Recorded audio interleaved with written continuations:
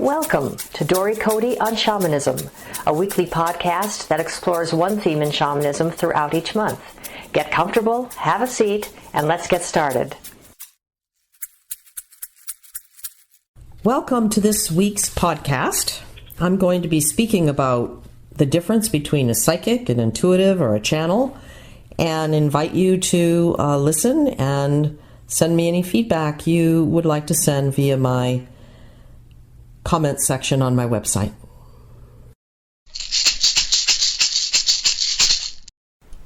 Dory, what is the difference between a psychic, an intuitive, and a channel? That is a really muddy kind of area of understanding. And I think if you were to ask that question of a panel of 10 people, you might get some varying answers. But I will do my best to discern the difference from my perspective.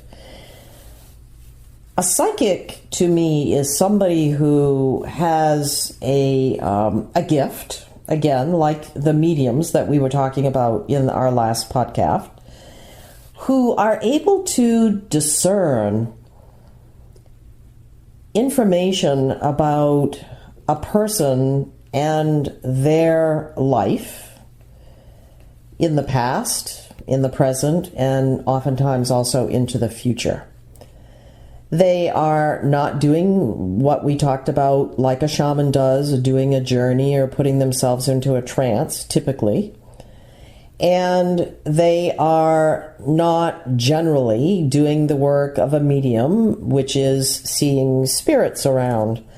They are deeply gifted at understanding, are able to read, for lack of a better word, the soul of a person or persons who they are either with in person or who they are in communication with via telephone.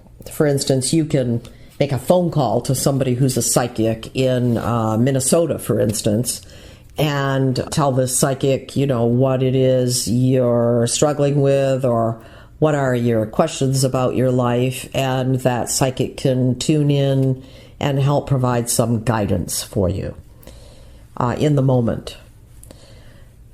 An intuitive is just about anybody who lives on the planet, actually. Most humans are able to be intuitive. And somebody who calls themselves an intuitive is generally somebody who is really also a psychic. Those words are sometimes used interchangeably. Somebody who's highly intuitive and able to read the soul or the energy field around a human or an animal. There are many people who are animal communicators or animal psychics. Also, it is important to understand that just about everybody, every human who's alive, has the capacity to develop intuitive skills. And so it's a little bit of a misnomer to say that you're an intuitive in my book, because anybody can be intuitive if they put their heart and mind to it, if they really are willing to turn off the mind chatter and discern what is truly happening around them that is not of their thinking mind. And then a channel is somebody who, and this is somewhat of a unique gift and also sometimes training. A channel is somebody who, again, could be a shaman or simply somebody who is a channel. A channel is somebody who has developed a relationship with one or more specific spirits who are evolved spirits, not the spirit of somebody who's stuck here on the middle world or somebody who is just a deceased person who has evolved somewhat but isn't necessarily a master at wisdom. Typically, a channel is somebody who's accessing the spirit of somebody who is wise, who is a spirit and who this channel has developed a loving, long-term relationship with. And what the channel does is speaks messages from this spirit. So the spirit is really utilizing the human body to deliver a message to either an individual person, a group of people, or to the world at large. So there are many, many channels who do a variety of many different things. So, I think of like Esther Hicks, who channeled the works of Abraham over a period of many, many, many years, and profound wisdom that is in print and utilized by hundreds of thousands of people who work with the issue of how to develop abundance in their lives. Esther was a true channel. She used her gift in a very helpful way for the world at large. That's what channels typically do. It is important that a channel have a really strong relationship with one or a group of wise spirits.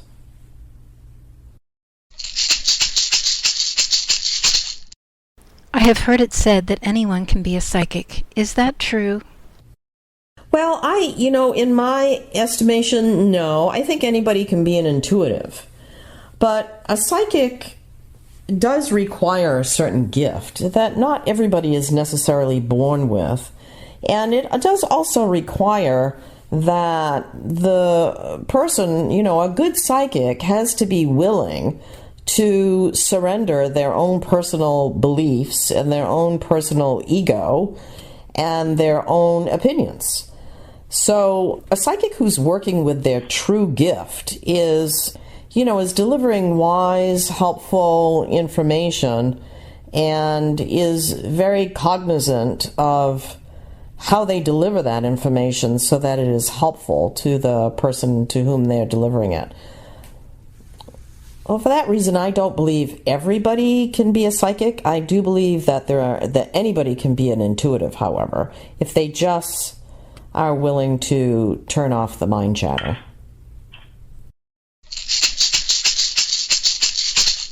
A listener wrote, "My aunt goes to see a psychic every month to get advice about everything in her life. It worries me a bit. Do you think she is doing this too much?"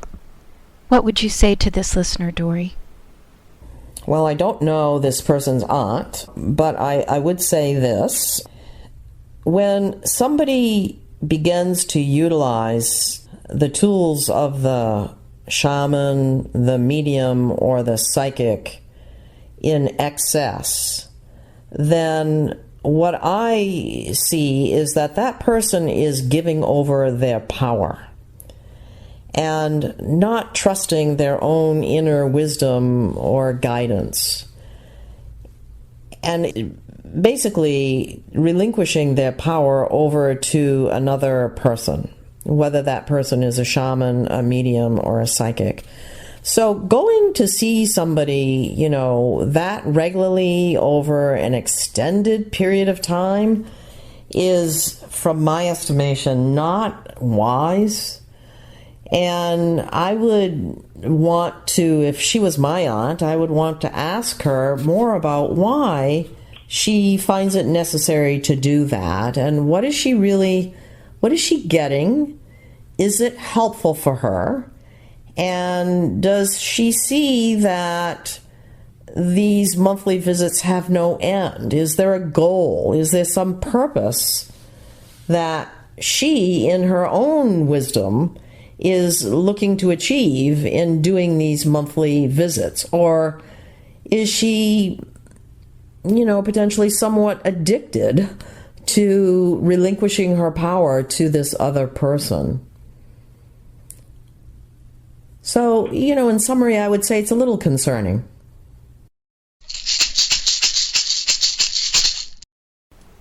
Another listener asks, if one psychic charges more than another, does that mean that she's better than the other psychic? Not necessarily. I don't believe that how much a person charges is always necessarily a measure of their gift or their ability to be helpful. In all of these helping professions, practitioners are pretty aware of what others around them are charging for sessions. And, so as a rule, people charge approximately the same amount of money. If I encountered somebody who was charging a lot more than others, I might ask that person what justifies their higher fee. Why is it that they are able to charge this much more? And if you're not satisfied with that answer and you don't feel that that is really the person you want to see because you trust him or her explicitly, then perhaps you want to consider seeing another person who isn't charging as much. It really is a matter of your own internal wisdom about who you choose to see.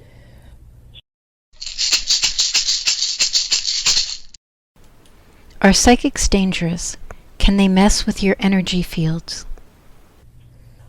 Well, as we discussed with the podcast about shamans, anybody that you go to see who puts themselves out there as a psychic, a healer, a shaman, has the potentiality of doing a certain amount of danger, dangerous things, if they are unscrupulous, if they're not working from a place of integrity, if they're in it for the money, if they're not wise and not using, healing language. So the danger, I believe, comes from how much integrity and wisdom the practitioner is working from, and whether they have the highest good of their client at heart and are really working from a place of love and compassion.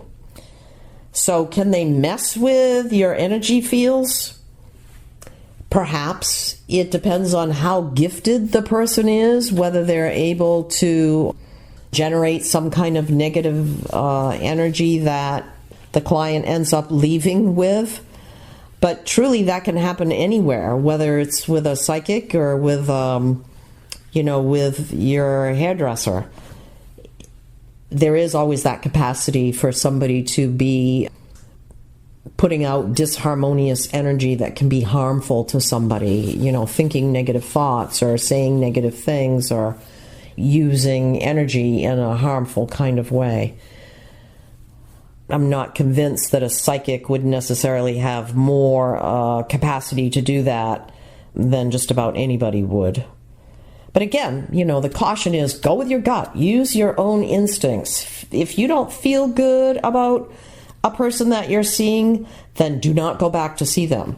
If you feel that something harmful may have been done to you during the course of that visit, then please go see somebody else who you do trust, who is recommended to you, who can help put things right again. That is really, really important. Use your own power, use your own wisdom, use your own knowledge to check in with yourself and be sure that you feel okay about somebody before relinquishing, your money to them or allowing them to work with your soul.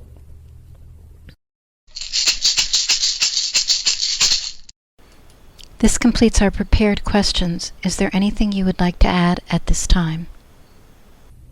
I feel complete with this topic at this time. Again, I would like to encourage the listening audience to please write a comment or send me a question about any of these topics that we have been talking about, the shaman, medium, psychic, intuitive channel.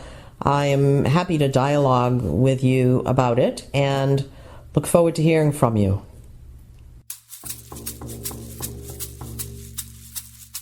Thank you for listening to Dory Cote on Shamanism.